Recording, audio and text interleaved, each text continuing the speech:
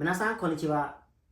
สุดท้ายเราให้ថ្ងៃនឹងខ្ញុំចែកជូនរំលែកទៅកាន់អ្នកទាំងអស់គ្នាតទៅទៅនឹងអត្រាស៊ីកូតបាតទៅទៅនឹងអត្រាស៊ីបប្រេតថ្មីកូតបាពាក្យអញ្ចឹងពាក្យថ្មីមួយចំនួនតទៅទៅនឹង GLPT កម្រិត N4 អញ្ចឹងពាក្យដូចអ្នកទាំងអស់គ្នាបានឃើញអញ្ចឹងគឺខ្ញុំចែករំលែកទៅកាន់អ្នកទាំងអស់គ្នាចំនួន5ពាក្យអញ្ចឹងតោះពាក្យទាំងអស់ហ្នឹងมันពិបាកសម្រាប់អ្នកទាំងអស់គ្នាទេប៉ុន្តែតទៅទៅដៃចង្កេះពោះជើងក្បាលហ្នឹងគឺអ្នកទាំងអស់គ្នាចេះហើយប៉ុន្តែអ្វីដែលខ្ញុំលើកឡើងមកពាក្យមួយចំនួនទាំងអស់ហ្នឹងគឺខ្ញុំចង់បដោតទៅលើតទៅទៅនឹងខាន់ជីមីណាសានពីព្រោះពាក្យទាំងអស់ហ្នឹងមិនថាខែ7ឬក៏ខែ12ទេតែតែចេញជារឿយ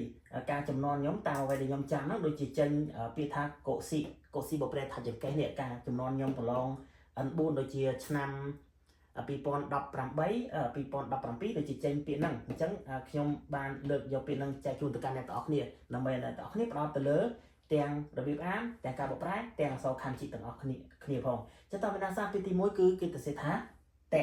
អញ្ចឹងតេហ្នឹងគឺគេទៅសេបែបនេះអ្នកទាំងអស់គ្នាត្រូវមើលហើយចងចាំតែម្ដងទៅតេបកប្រែថាដៃ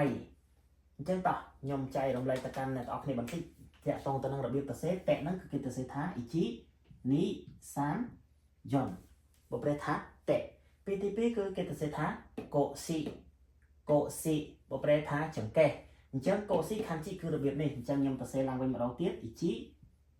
នីសានស៊ីហ្គោរ៉ូគឺណាណាហាឈីខ្ជឺជឺជីជឺនីជឺសានអញ្ចឹងកូស៊ីគឺគេទៅសេបែបនេះអញ្ចឹងអ្នកទាំងអស់គ្នាត្រូវចងចាំផងពីទី3គឺអូណាកានេះបកប្រែថាពោះតោះមើលទាំងអស់គ្នាអូណាកាអញ្ចឹងអ៊ីជីនីសានស៊ីហ្គោរ៉ូគឺណាណាហាឈីខ្ជឺជឺ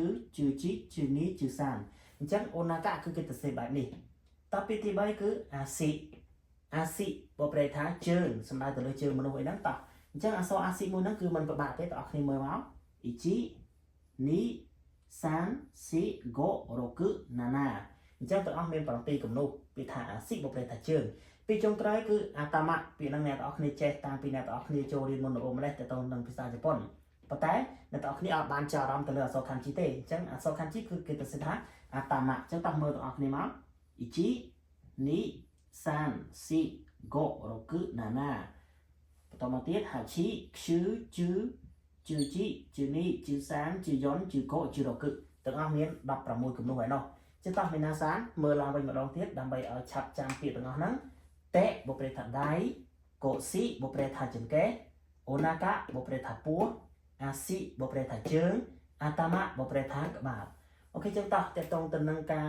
ចែករំលែកនៅពាក្យពិបាកមួយចំនួនទៅកាន់អ្នកទាំងអស់គ្នាគឺមានត្រឹមតែប៉ុណ្្នឹងទេសង្ឃឹមថាអ្នកទាំងអស់គ្នាជួយចុច like និង follow page ខ្ញុំសិនសេសុភីម្នាក់មួយផងឈ្មោះ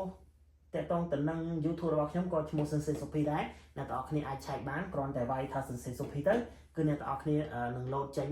channel YouTube របស់ខ្ញុំហើយដូច្នេះអ្នកទាំងអស់គ្នាអាច subscribe បានដើម្បីទទួលបានវីដេអូថ្មីអញ្ចឹងបើសិនជាអ្នកទាំងអស់គ្នាចង់ឲ្យខ្ញុំបង្រៀនឬក៏ចែករំលែកតទៅនឹងភាសាជប៉ុនទៅកាន់អ្នកទាំងអស់គ្នានៅប្រភេទវីដេអូបែបណាអ្នកទាំងអស់គ្នាអាច comment នៅខាងក្រោមវីដេអូដែលខ្ញុំផុសជារៀងរាល់ថ្ងៃនេះបានខ្ញុំនឹងព្យាយាមទៅតាមលទ្ធភាពដែលខ្ញុំអាចធ្វើបានដើម្បីចែករំលែកទៅកាន់អ្នកទាំងអស់គ្នាដើម្បីជួយសម្រួលអ្នកទាំងអស់គ្នានៅក្នុងការរស់នៅក្នុងការប្រើប្រាស់ភាសាជប៉ុននៅក្នុងប្រទេសជប៉ុនអរគុណច្រើនសូមជួបគ្នានៅវីដេអូបន្ទាប់